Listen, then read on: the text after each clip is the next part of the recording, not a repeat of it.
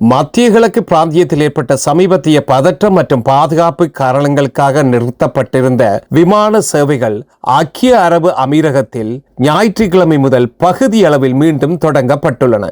இது குறித்த முழுமையான தகவல்களை இந்த காணொளியில் காணலாம். விமான நிலையங்கள் துபாய், அல் மக்தூம், அபுதாபி, ஷார்ஜா, ராஷ் அல் ஹைமா மற்றும் ஃபுஜைரா ஆகிய விமான நிலையங்களில் குறைந்த அளவிலான விமானங்கள் இயக்கப்படுகின்றன. கட்டுப்பாடுகள்: உறுதிப்படுத்தப்பட்ட பயணச்சீட்டு முன்பதிவு, அதாவது கன்ஃபர்ம்டு புக்கிங்ஸ் வைத்திருப்பவர்கள் மட்டுமே விமான நிலையத்துக்குள் அனுமதிக்கப்படுவார்கள். காரணம் என்ன? சனிக்கிழமை அன்று ஈரான் பகுதியில் இருந்து ஏவுகணைகள் மற்றும் ட்ரோன்கள் மூலம் அச்சுறுத்தல் ஏற்பட்டதாக கூறப்படுகிறது. துபாய் விமான நிலையம் அருகே வெடிச்சத்தங்கள் கேட்டதாகவும் பயணிகள் பாதுகாப்பு முகாம்களுக்கு மாற்றப்பட்டதாகவும் செய்திகள் வெளியாயிருந்தன. தற்போதைய நிலை: எமிரேட்ஸ், எட்டிஹட், ஃப்ளை துபாய் மற்றும் ஏர் அரேபியா உள்ளிட்ட முக்கிய விமான நிறுவனங்கள் தங்கள் சேவையை மீண்டும் தொடங்கி உள்ளன. பயணிகள் விமான நிலையத்துக்கு செல்வதற்கு முன் தங்கள் விமானத்தின் நிலையை, அதாவது ஃப்ளைட் ஸ்டேட்டஸை உறுதிப்படுத்திக் கொள்ளுமாறு அறிவுறுத்தப்படுகிறார்கள்.